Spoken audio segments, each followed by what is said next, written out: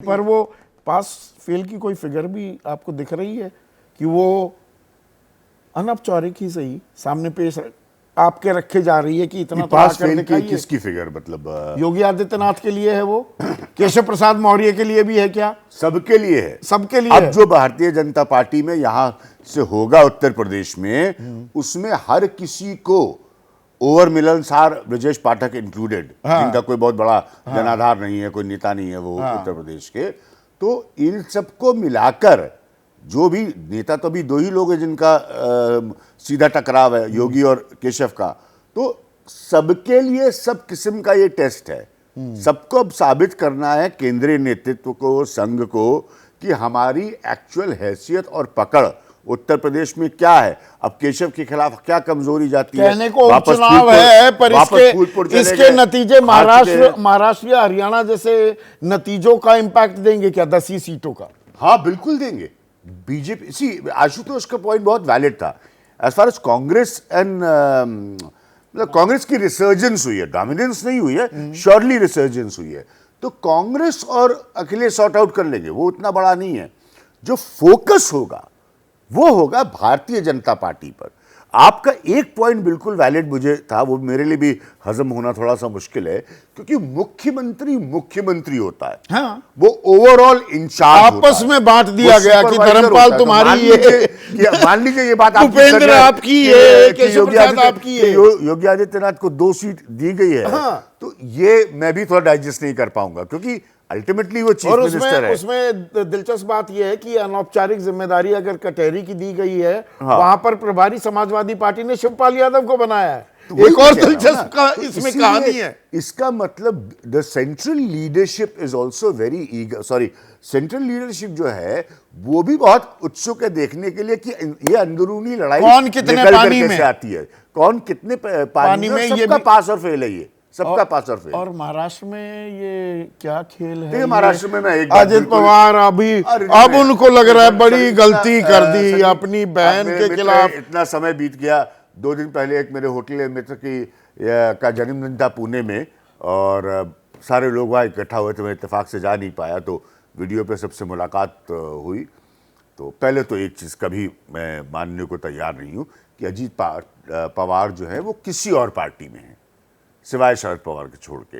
वो टेक्निकली किधर भी जा सकते हैं। मैं विजय जी वाली साइड बारामती में मतलब सांसें फुला दी थी सुप्रिया सुले की। अरे सर, ये तो मैं कह रहा हूँ ना, ये पवार साहब का मतलब अगर आप महाराष्ट्र को जानते हैं, समझते हैं, तो ये बहुत पुराने पैतरे हैं और आज के नहीं हैं।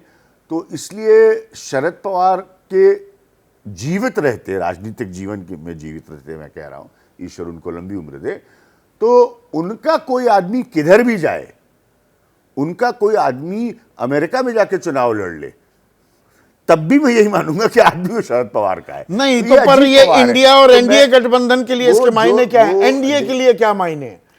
अजित पवार का ये पश्चाताप, अरे एनडीए के लिए क्लियर मायने है कि जब आपको लगा, आपको जरूरत थी शरद पवार की, आप अपने आप को बहुत बुद्धिमान समझते हैं, आप उसको ले आए, वो आ भी गया, वो धीरे धीरे करके अपनी हिस्से की चीज उसको जो चाहिए वो निकाल देगा, और जब उसको जरूरत पड़ेगी वो जाएगी। आपकी हालत भारतीय जनता पार्टी की, तो महाराष्ट्र में लोग हंस रहे हैं, ये है कि आपका भविष्य तो मतलब बाहर से आए हुए एकनाथ शिंदे पे डिपेंडेंट है। ये तो हैसियत है भारतीय जनता पार्टी की महाराष्ट्र में। आपके पास लीडर नहीं है, आपके पास चेहरा नहीं है, आपके पास काडर नहीं है, आपके पास रीजन नहीं है। इसी महाराष्ट्र में जहां 2 साल पहले स्पेसिफाइड एरियाज पे आप गवर्न करते थे, मुंबई आपके हाथ से जा चुका है, सिंपैथी उद्धव ठाकरे की है। मैं 1 घंटा बोल सकता हूं महाराष्ट्र पे। तो आपने जितनी अहंकारिता से अपने कैलकुलेशंस लगाए थे, शरद पवार बड़ी मोहब्बत से उसको तार तार कर रहे हैं, और ये भी कह रहे हैं कि अरे संदीप जी आप तो मेरे साथ है, अरे विजय जी आप तो मेरे साथ है। कर दिया तो मैंने, इसीलिए पवार सोच समझ नहीं सकता किसी के साथ। ओरिजिनल चाणक्य कोई है महाराष्ट्र की राजनीति का, वो शरद पवार है। वो बढ़िया बीजेपी से खेल रहे हैं, मतलब राजनीतिक शब्द में। देखिए, दोनों जगह बहुत इंटरेस्टिंग खेल हो रहा है राजनीति में, उत्तर प्रदेश में भी और महाराष्ट्र में। महाराष्ट्र में, उत्तर प्रदेश में एक चीज मैं जोड़ दूं कि मिल्कीपुर को लेकर, खासतौर से अयोध्या जो फैजाबाद जो सीट है, उसके लिए योगी जी ने खुद अपने आप ये जिम्मेदारी ली। मतलब वो सुपरवाइज कर रहे हैं एक तरह से, और लेकिन उसको उन्होंने कहा कि ये मैं जिता के दूंगा। इसका मतलब ये नहीं कि वो 403 या 10 सीटों को नहीं देख रहे, लेकिन वो एक सुपरवाइज कर रहे हैं कि भाई इस सीट पर, क्योंकि वो बहुत ही प्रतिष्ठा की सीट उन्होंने मान ली, क्योंकि दिल से लगी है ना। आप नहीं समझते, दिल से भी लगती है कई बार। अच्छा, हाँ। राजनीति में हमारे जैसों को तो दिल की लग भी जाए, राजनेताओं को तो ऊपर से विजय जी ने जैसे कहा, नीचे से पानी निकल गया। तो वो बड़ी महत्वपूर्ण सीट है। तो मिल्कीपुर के लिए मुख्यमंत्री जी ने कहा कि ये सीट मैं जिताकर दूंगा, इसलिए वो है। बाकी सब 5 लोग कर रहे हैं। अब फूलपुर में इस बहाने से क्या नाम है आजकल, केशव प्रसाद जी, जिन्होंने आज कहा कि भाई मुख्यमंत्री जी के नेतृत्व में बहुत उत्तर प्रदेश विकसित हो रहा है, प्रगति कर रहा है। आज का आपने सुबह स्टेटमेंट देखा? हाँ, हाँ, तो वो अब तो मानिए कि उत्तर प्रदेश बढ़ रहा है आगे।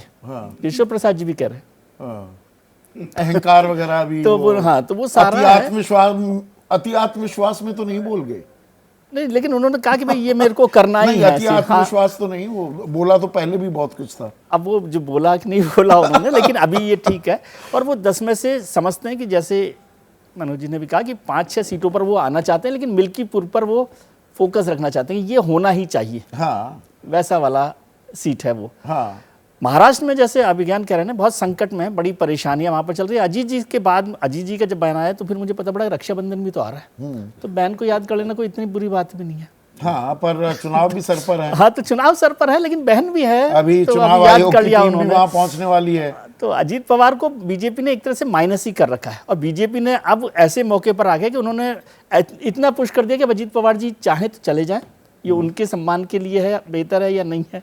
गले की हड्डी तो बनी गए ना, निकले कि उगले। तो आरएसएस कह रहा है क्यों इनको लेकर आए। किसी ने रोका क्या कि आज आप देख रहे हैं भारतीय जनता पार्टी के किसी नेता ने रोका क्या कि अजीत पवार के खिलाफ मत बोलिए, और सब लोग, जो भी लोग हैं उस पक्ष के, सब लोग अजीत पवार के खिलाफ बोल रहे हैं। अभी जब तक आपने केस बंद नहीं किया था तब तक तो कोई नहीं बोल रहा था। तब आज अचानक अजीत पवार भ्रष्ट हो गए, फिर आपने किया था, संघ ने बोला, ये सब वहां मुश्किल वहां पर शिंदे और बीजेपी को लेकर है कि वो दोनों के बीच में वो कैसे बैलेंस करेंगे। और मुश्किल ये है कि देवेंद्र फडणवीस साहब को चीफ मिनिस्टर का फेस बनाएं कि नहीं बनाएं। एकनाथ शिंदे का क्या होगा, नहीं होगा। फडणवीस साहब का तो अभी पता नहीं पड़ रहा कि बॉम्बे की फ्लाइट लेंगे, कि बॉम्बे से दिल्ली की फ्लाइट लेंगे, या बॉम्बे में राष्ट्रीय अध्यक्ष बनेंगे। चेहरा बनने की तो अभी दूर की कौड़ी है। कौन तो बीजेपी वहां पर थोड़ा मुश्किल में है। नहीं, पर ये मुश्किलात क्या इंडिया गठबंधन के सामने भी मुंह बाय खड़ी है महाविकास आघाड़ी के खिलाफ? सीटों के बंटवारे को लेकर 13 सीटें जीत गई ना। हाँ, सीटों के बंटवारे। शिवसेना जीत पाई तो कांग्रेस क्यों तैयार हो जाएगी, क्यों मानेगी कि उद्धव ठाकरे ही चेहरा हो? या यहाँ भी दरियादिली की बात आएगी? दरियादिली गिव एंड टेक। देखिए, जो अभी उद्धव ठाकरे साहब आए थे दिल्ली में, मुलाकात की कांग्रेस के लीडर से, सोनिया जी से, खरगे साहब से और राहुल जी से, तो ऐसा बताया गया। खरगे जी ने तो कहा कि भाई जब महायुति यदि कोई चीफ मिनिस्टर कैंडिडेट बनाएगा तो हम भी देखेंगे कि फेस रखना है कि नहीं रखना है, पहली बात।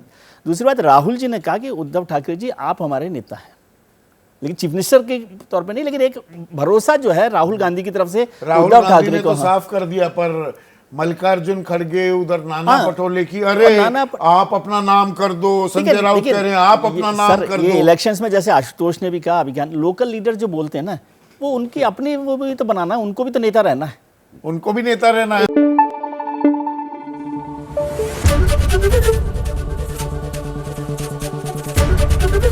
एबीपी न्यूज आपको रखे आगे।